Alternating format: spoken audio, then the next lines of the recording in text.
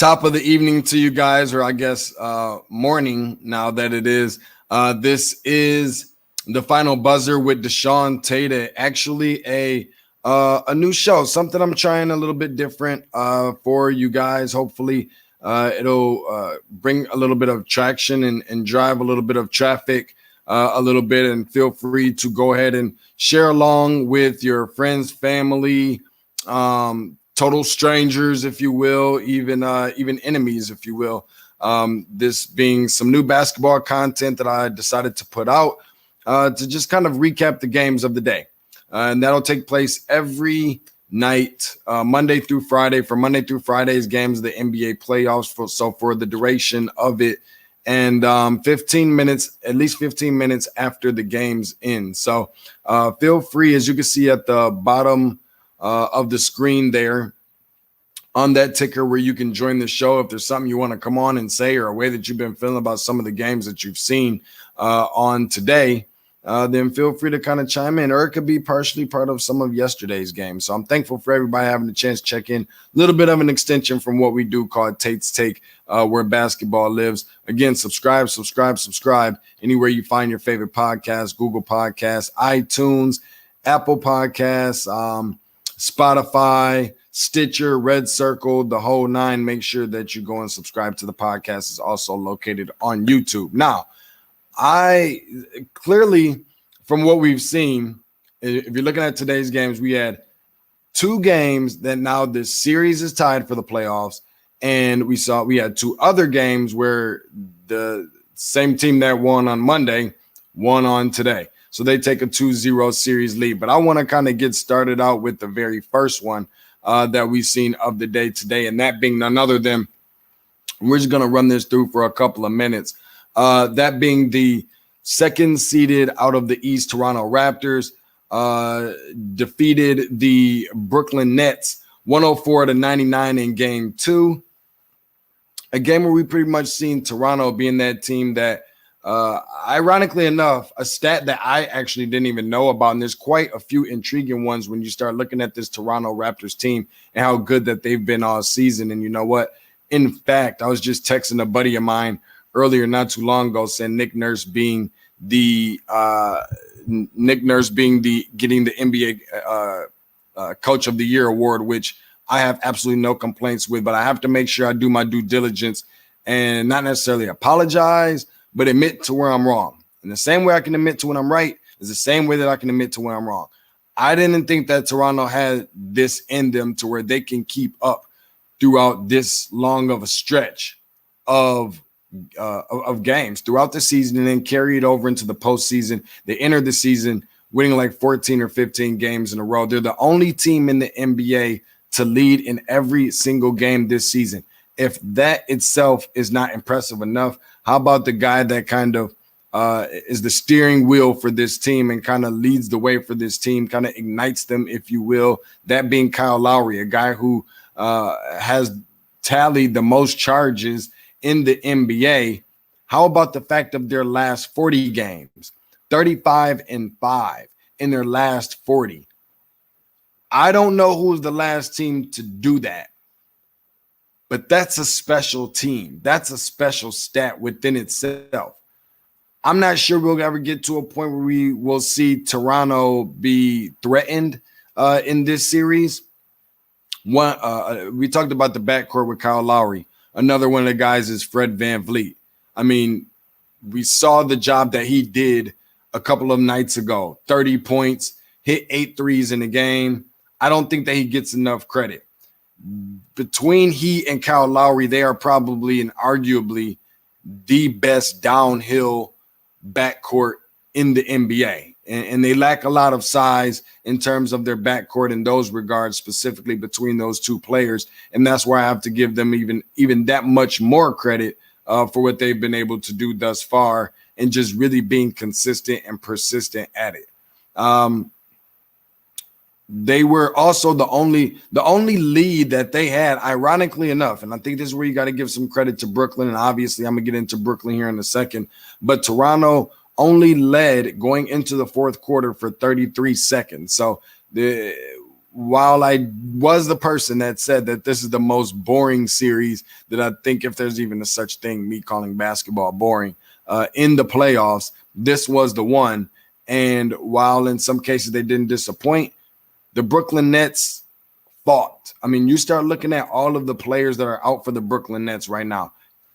Kyrie Irving, Wilson Chandler, Kevin Durant, Taurean Prince, Nicholas Claxton, a rookie from Georgia, Spencer Dinwiddie, DeAndre Jordan. I mean, they're missing 7 guys. I'm not even sure if that's all of them, but you definitely got to tip your cap for at least that being a team that contend. We'll talk about them contending a little bit later. Fred VanVleet, 24 points, 10 assists, and 5 rebounds for the night. Pascal Siakam, 19.6 rebounds, 3 assists, 1 steal, 1 block. While that's good for him, it's also not what a lot of people have come to expect. That's the Pascal Siakam that hasn't necessarily shown that stat line. He's definitely gone above and beyond and overachieved. So I like to think that he's due for a decent kind of game in comparison to what we're used to seeing him play on such an elite level. Nonetheless, he took care. He did his work tonight. Kyle Lowry, who we were talking about earlier, 21 points, 9 rebounds. Ironically enough, another crazy stat. Seems like Toronto's filled with all kind of crazy stats tonight. 9 rebounds, led the team in rebounds tonight. Guy that's probably about 6 feet tall max. Says all the time that he has the worst body in the whole NBA outside of Joakim Noah. 3 assists. Ironically enough, Kyle Lowry, 3 assists. So I'm seeing some things within this series, especially, well, more so within this particular game, that I'm not sure if Toronto can really let fly. And I think that game, too, is a little bit of an eye-opener for them in multiple categories. 3 assists, 2 steals, 1 block for Kyle Lowry. Good for him. He got a block in. Only 2 turnovers. That's also another stat line that's very eye-popping. 50% from the field and 50% from 3. Damn good, if I could say that. Norman Powell, how about the job that Norman did coming off of the Oak? 24 points, 6 rebounds, 11 for 17 from the field, and 1 for 6 from 3. Now, I get it. 1 for 6 from 3 is going to be one of those things where everybody's kind of going to feel like, they could do a better job shooting. But I think I like to think that when you are having one of your better games of your career, if you're Norman Powell, you're due for a heat check every now and then. Now, here are some of my concerns for Toronto, and here are some of the things that are not so concerning. The bench is one of the things that's not so concerning. They doubled Brooklyn's bench point total tonight, 34-17. Only 8 turnovers. That's positive, obviously. 25% shooting from 3. If we're just being realistic, that's just not gonna cut it. Now, as far as the Brooklyn Nets go, Joe Harris, 14 points and 15 rebounds. Damn good for Joe Harris getting 15 rebounds in there. I wouldn't have even saw that one coming. Jarrett Allen, 14 points and 15 rebounds as well. Ironically enough, those 2 guys end up with the same stat line. Karis LeVert, 16 points, shot 5 for 22 from the field, which is not very good at all. But I wouldn't be so quick to throw red flags in the air for those purposes, because of the simple fact that this is a guy that has to score with all of those players that I mentioned before that are out. Timothy Luwawu Cabarro. That's a heck of a name to have. TLC, I guess, is what they call him. 17 points tonight, 6 for 16 from the field. Not totally awesome. 3 for 10 from 3-point range. Not totally awesome either. In terms of Brooklyn Nets, I really saw early on that their inside-outside execution. I saw that everything clearly starts with Karis LeVert. He's Mr. Do Everything for them. When you start talking about their mobility, his mobility, his versatility on the season, he's averaging 17 points per game and shooting 41% from 3. Look at the difference between these statistics that he happens to be putting together, okay, between regular season and in the playoffs. 17 points per game for him in the regular season. Okay. In the bubble, 25 points per game, 41% from the field in the regular season, 48% from the field in the bubble, then 4 assists per game in the regular season, and then he boosts that up to 6 assists per game. So good for him in the bubble. When I'm looking at the Brooklyn Nets, you start talking about how poor of a job they did in game 1. And granted, this is why I wanted to give them some credit, because they did a significantly much better job. Game 1, they allowed 134 points. That's the 3rd most in franchise history. They allowed 22 threes in a game. Converted threes, may I mention that as well. Not necessarily just like 3-point attempts, okay? That's the most in franchise history. Allowed 33 assists on 43 made field goals. That's the most in a loss in franchise history. And then the 5th consecutive postseason loss, last time they got a win was in round 1 of 2019 against the Philadelphia 76ers. The positive for them is that it feels like every single time I look up, I'm seeing Jarrett Allen swinging on the rim, always coming down with the dunk. And I've mentioned multiple times that it's just something about him in his game that missing those players that they have is just not really ideal for him, because of the simple fact that this is a role that he was not expected to see and to play. But I think that is good for what they're looking forward to going down the line in the future. Checking in, my dude David Stewart says that Van Vliet, I'm assuming he mentioned, scares him the most for Toronto. Super scary dude. Super freaking scary dude, because of the simple fact, again, he gets downhill so quickly and he has that huge upper body where he's so strong. I think that he's one of those guys that is kind of sneaky strong, if you will. So that's in regards for the Brooklyn Nets. I think they're going to be competitive, but I do think that their hard work ethic leaves them with a little bit of optimism. Now, for the second game of the night, let's go ahead and flip the page, because we ain't going to be here all night. Second game of the night, a big win for the Utah Jazz. I kind of feel like this is one of those games where I don't know if they were necessarily on this page or on this particular tip, but I will say that the Utah Jazz did go out to try and show that their mountains are bigger, or their mountains are higher than they are in Colorado. And by doing so, they take down, as the number 6 seed, they take down the number 3 seed in the Denver Nuggets, 124-105 in game 2, tied the series. As far as the Utah Jazz, when you start talking about the way that they won this game, you got to start off with the way that they moved the ball. The ball movement was excellent tonight. That was on an elite level. That was on display. They appeared to be extremely, extremely confident. Getting to loose balls quicker was very, very key for them as well, because of the simple fact that I saw that there were so many possessions and situations where they could have gotten to the ball in game 1, and they just simply did not do that. They took advantage of that opportunity here on tonight. They were the hungrier team. They were more of the description of the term stick to your game and play your game and stick to your game. That's what they do. They never let up off the gas, and I thought that was something that they would have had to do, and honestly kind of scares me a little bit, because of not necessarily shot selection by Donovan Mitchell, but who else was going to be there to help? What happens if Donovan Mitchell and Jamal Murray happen to cancel each other out? I didn't see enough offensive firepower off the bench, enough bench production, enough bench contribution in game 1, and that was totally opposite.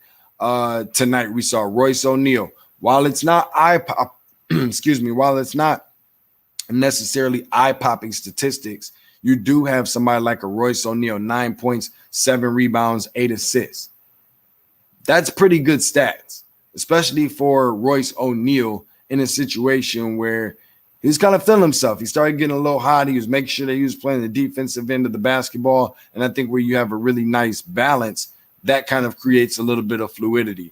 Donovan Mitchell, the one that everybody wants to know about and everybody was talking about coming in after a 57-point game performance, 30 points, 8 assists, 10 for 14 from the field, only missing 4 shots. That's pretty impressive.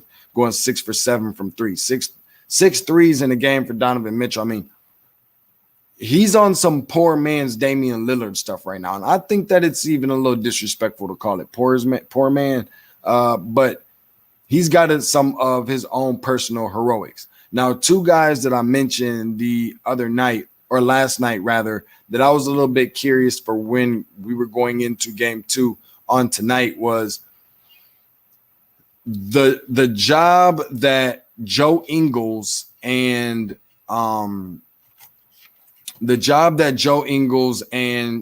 Jordan Clarkson did the other night in comparison to how they were going to do tonight. You know that you're without your primary ball handler outside of Donovan Mitchell, that being Mike Conley Jr. Still trying to see when he's going to come back. That's likely going to be for the next game, for game 3. So I think that they're going to have a little bit more confidence there.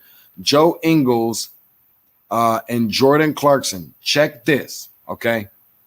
Tonight, these 2 guys combined for 44 points, 6 rebounds, 9 assists, 1 freaking turnover, 16 for 30 from the field, 8 for 18 from 3. Now, if you combine game 1 and you combine that with game 2 between Ingles and Clarkson, their stat line looks like 81 points, 15 rebounds, 18 assists, 6 turnovers, and 30 for 61 from the field. I'm not sure that we've really seen a duo of one starter who's probably the 4th option on the team, and you combine that with a bench player whose numbers have looked that good of any team that's participating in the bubble in the postseason. So I definitely want to give some credit. As far as Denver goes, 14 points for Jamal Murray, which he cooled down a lot, almost over 20 points less than what he had the other night. Nikola Jokic, 28 points and 11 rebounds. No surprise there, 6 assists. Pretty good assist man in the way that he dishes the basketball to be a guy that size. Now, Mike Conley Jr. is set to return on Friday, so we do know that is in place. Rudy Gobert, funny stat line, set over 500 more screens this season than anybody in the league. That just goes to show how much they utilize that. Don't be surprised. You know why? Because this is Utah. That's what they do. They've been doing that for I don't know how long. Rest in peace, Jerry Sloan. He put that pick and roll together between Stockton and Malone. Clearly, that's happening a whole lot more where you do have your ball-dominant guys like Donovan Mitchell, and then, of course, rolling to the basket in a lot of cases, how he gets his easy ones is Rudy Gobert. It was like throwing a rock in the ocean for those guys tonight. When you start comparing the stat lines between the two, it's clear to see why Utah won this game. I mean, you compare assists. Utah had 10 more assists than Denver. You compare the steals, 5-1, Utah's favor. Blocks, 7-4, Utah's favor. Bench points, 43-30, Utah's favor. So I think it's pretty clear as to how that all took place.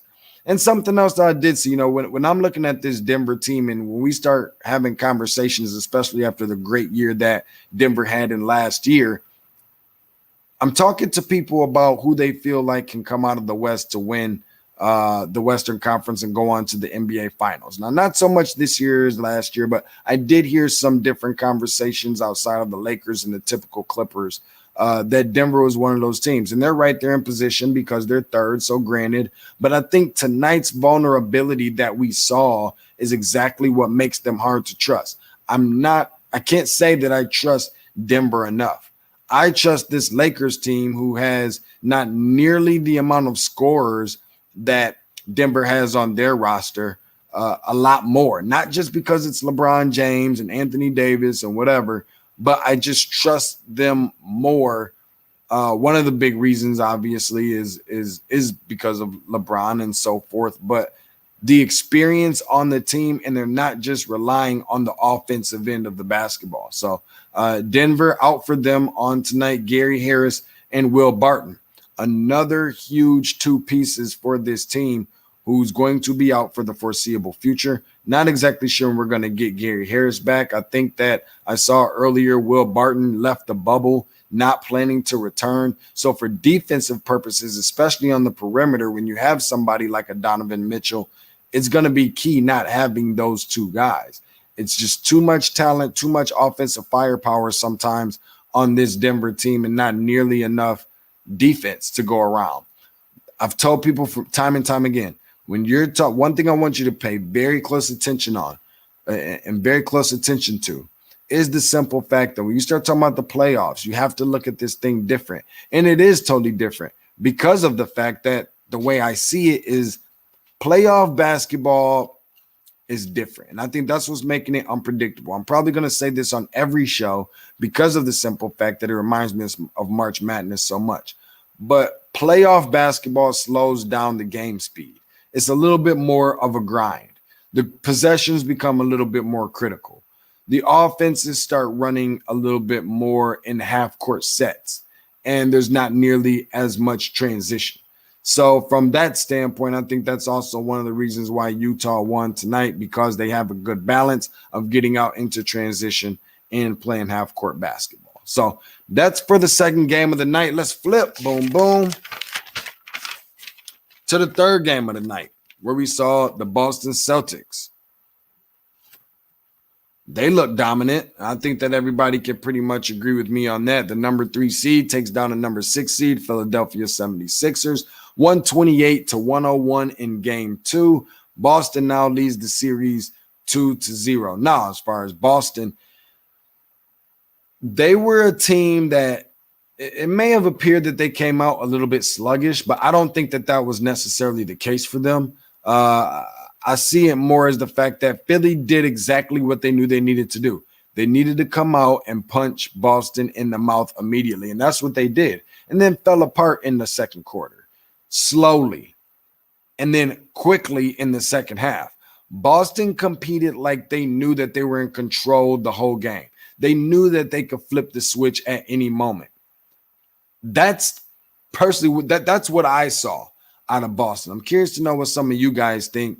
They were the better team, just by definition alone, if not anything else. They look totally different in the second half. Jason Tatum becomes the first Celtic at age 23 years old or younger to score 30-plus points in back-to-back playoff games. You start looking at this organization, you start looking at this franchise, that speaks volume, because there was a lot of guys that was really, really good that was drafted to the Boston Celtics and played there in that franchise, for that franchise rather, at a very young age. Gordon Hayward, we all know he's out with an ankle sprain. He's expected to be out for weeks. That is a grade 3 ankle sprain, and he was saw last on crutches and in a walking boot. So I can't see him come back anytime soon. And by the way they're playing, I'm not sure how quickly they're going to really need him back. Tatum, 33 points, 5 rebounds, 5 assists, 12 for 20 from the field, and 8 for 12 from 3. Outstanding. When I start looking at a lot of these players within the NBA, these young players, you've got Luka, you've got, Trey, you've got, obviously, Tatum is in that same category of players, Zion and so forth. Tatum is right there, and I know that there's a lot of people trying to give him a lot of credit. Credit, I don't mind giving. Great player. I'm not sure I'm really willing to go that far. Really, really, really, really, really good player. I can do that. I'm okay with that. Great player. I'm not sure yet. Looking at the statistics, especially the one that I'm going to read off to you, you probably wouldn't be one to disagree. I just think it's a little bit too early to say that about him. If you combine his game 1 stats with his game 2 stats, you do see 65 points, 18 rebounds, 28 for 41 from the field. That zips my lips immediately. Like immediately, in wins, in respectful and dominating fashion. Kemba Walker, yes, 22 points. Great. Okay. 2 assists, not so good. This is not necessarily a game the way that he played it on tonight, per se. depending on the category that you're paying attention to, that they can afford going into the next round, where they are probably expected to play. Who is that? Toronto, I would imagine that would be two teams that are 2-0. I think that sounds and looks really, really good. Something that I don't think that you want to miss out on. 50% from the field is good for Kemba, but 1 for 6 from 3 is not. Jaylen Brown, the other part of this three-headed monster, 20 points, 5 rebounds, 6 for 13 from the field, but he also shot 2 for 3 from three-point range. And his Cantor with 10 points and 9 rebounds. Grant Williams with 9 points and 6 rebounds. I was really interested to see, and I thought that I'll put this in here somewhere. I did. The poor shooting from the perimeter for the Boston Celtics. When you start looking at these starters outside of Jason Tatum, they shot 4 for 22 from 3. That's not going to do it going into the next round. Everybody's not going to be the Philadelphia 76ers defensively, especially from what we saw. And thank God that we don't have to go through that horrible brand of basketball, because I'm about to touch on something when it comes to them that is probably going to have a lot of people either A, upset, or B, agreeing with me. When it comes to Philly, plain and simple, simple and plain, okay? Joel Embiid needs the help. And not only does he need the help, but he deserves the help. I don't feel bad for multiple people within that organization. One of them being Brett Brown, the head coach, who's on the hot seat, and he's about to be out of here in just a second. Won't take much time. Give him 2 more games, max 3 more games. Al Horford, another one I don't feel sorry for. Ben Simmons, I couldn't dare feel sorry for you.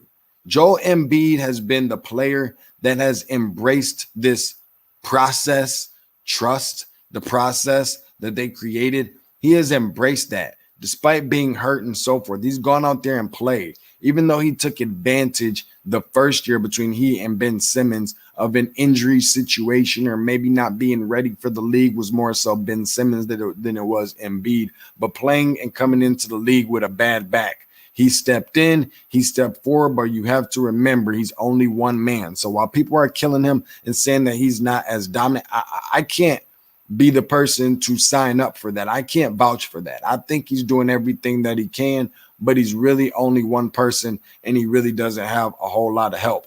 The Sixers sold him on trusting the process, and this process has been a disaster. The number 1 pick included in Markelle Fultz over Jason Tatum, who they're getting destroyed by in this series, and he could have easily been a Celtic within his own right. You start looking at the players on this Philly team that just won't cut it, period. Shake Milton, 14 points. That's not going to cut it. Al Horford, 4 freaking points.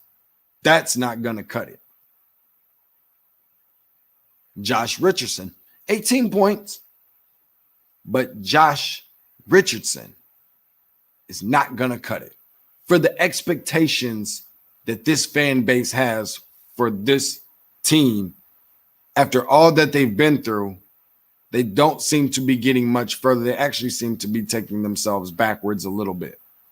Matisse Thybulle, who I love as a defensive player, you don't expect a lot out of him offensively, but he's not going to cut it. Alec Burks and some of these guys, 2 points.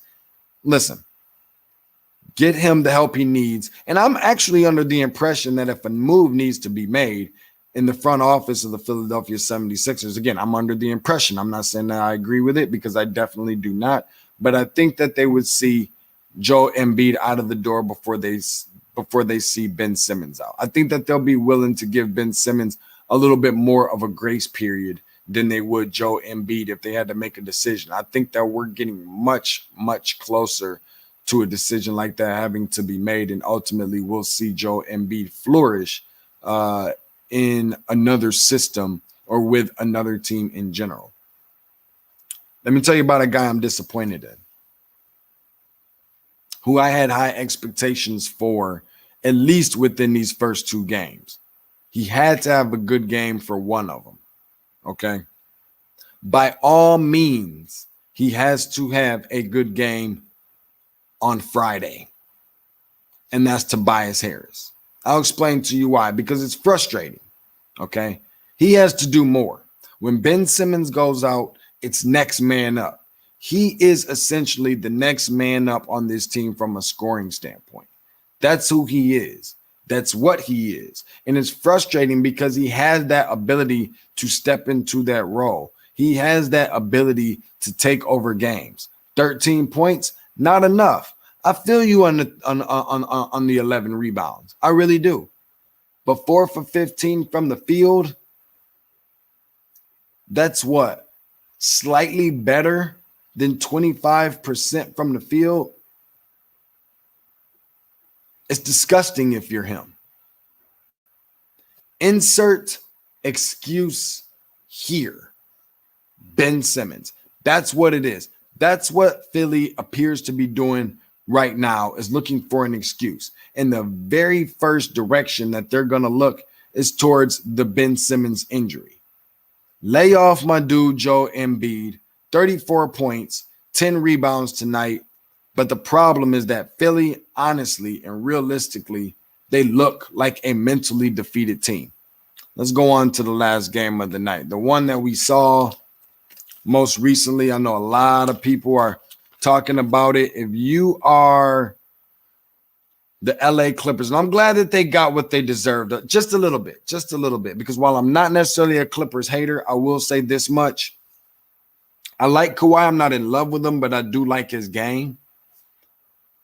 I didn't like the way that Paul George and Pat Beverly was clowning around Damian Lillard when he missed those free throws down the stretch last week. Ever since then, Damian Lillard has been winning games. Ever since then, Damian Lillard has been making free throws. I think he's only missed like 1 or 2 since then. And I think that they got a taste of their own medicine. They lost to a team that was just a better team tonight, if any other time. I told people I was guaranteeing Dallas to win 2 games here. They won the first one tonight. They evened the series after beating the Clippers, who was a 2 seed. Dallas is a 7, 127 to 114. As much as people talk about how good defensively Paul George is and how good defensively Kawhi Leonard is, which I can vouch for him because he is, but they just got 127 hung on their heads in a regulation game. Dallas simply came out red hot, with high volume shooting. They were efficient in their shooting. They were firing on all cylinders. And in some cases, it was like they were throwing a rock into the ocean, especially in the first half. They're not coming out scared. You're not going to scare them. You're not going to intimidate them. They're going to play their game and they're going to stick to it. They are the sense of they kind of remind me of like a Wisconsin football, Wisconsin basketball type. They're going to do what they do. If you beat them by 1, fine. If you blow them out, fine. But you're not going to talk them out of their game. And to be in a position around this time 365 days ago where they wouldn't have even been playing on this stage and they look like poop outside of Luka Doncic and Porzingis, we're talking about something totally different now 365 days later. What they don't have is the elite talent. That's not there. But what is there is the IQ. What is there is the strategic execution. That is what is there. The combination of Luka Doncic and Porzingis can turn into something great. That potential can turn into something great. Now, you start adding Luka Doncic to Rick Carlisle, the head coach, and I always make this joke and talk about how much he looks like Jim Carrey. Google Rick Carlisle right now, well, after the show, because I don't want you guys to tune out, but either that, A, or B, next time, what is it, Friday's game that you have the chance to check out Rick Carlisle. You got a little bit of Jim Carrey to him, a little bit, if I'm just being honest, and an experienced championship coach, because he has a title under his belt. Now, I'm not saying between Luka and Carlisle that they're the next Brady and Belichick. I'm not saying that between Luka and Carlisle that, they are the next Pop and Tim Duncan or anything like that. But they can potentially turn into something great. No, and I understand that nobody necessarily mentions Luka Doncic's 11 turnovers from game one. I have to look and see how many he had on tonight. But he's a crafty player. He's a risk taker, and not to a fault necessarily. Still learning, really young. What is he, 21? Young kid, very cerebral. Okay, he makes the game look very easy. He gets to his spots with ease. It kind of reminds me of like a James Harden or maybe Malcolm Brogdon, with how patient he is, with the high IQ. He's arguably the best player in the NBA, and was on the recipient. He was a recipient on the receiving end of the Clippers' physical play on tonight, and still fought through it. While he's not up in contention in the same conversation, which I don't know how, for MVP, he is for MIP and the most improved player, when he could very well be the MVP because he has those numbers. It's just that his team's not good enough. Something else that the NBA has to figure out when you start looking at exactly how you're naming certain players and giving them some of these awards. And you don't typically see a lot of help penetration on Luka Doncic when he penetrates to the basket for whatever freaking reason. Okay. A super duper random thought is looking at this roster and the experience he brings.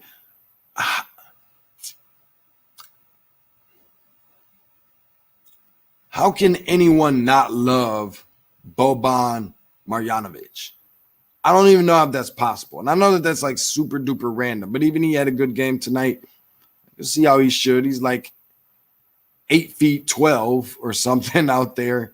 But he contributed. Everybody contributed tonight, even the bench. Like 40-something points from the bench, probably could have been 60-something had another quarter been played or another half a quarter been played even. Their role players were obviously very key and very critical. And I understand that it's hard to match the Clippers role players, but they're doing the best that they can with guys like Trey Burke, his teammate in the backcourt at University of Michigan, Tim Hardaway Jr., Seth Curry. Those guys, and I haven't even mentioned anything about Porzingis just yet, which I was curious to see what was going to happen with his return. His return was obviously a success as well. Something that I saw for game two, if I am the Los Angeles Clippers, that can be considered a red flag or caution or danger ahead. And I think that they may have bitten off a little bit more than they can chew, and they got a taste of their own medicine tonight. But Dallas has played smart. They'll frustrate you with their patience, and they play a kill you with kindness type of game, whereas the Clippers were playing more frustrated basketball and tried to make a fourth quarter run, but it was too little too late at that point. Dallas plays to win. They did that down the stretch, and they didn't play not to lose brand of basketball. And by them keeping their foot on the gas, I think essentially that's what helped them secure a W tonight and add a number to the left side of the result column for the playoffs. Luka tallies for the most points through his first two games. I'm sorry. Let's rewind on that.